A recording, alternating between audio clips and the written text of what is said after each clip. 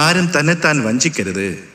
താൻ ഈ ലോകത്തിൽ ജ്ഞാനിയെന്ന് നിങ്ങളിൽ ആർക്കെങ്കിലും തോന്നിയാൽ അവൻ ജ്ഞാനിയാകേണ്ടതിന് ഭോഷനായിത്തീരട്ടെ.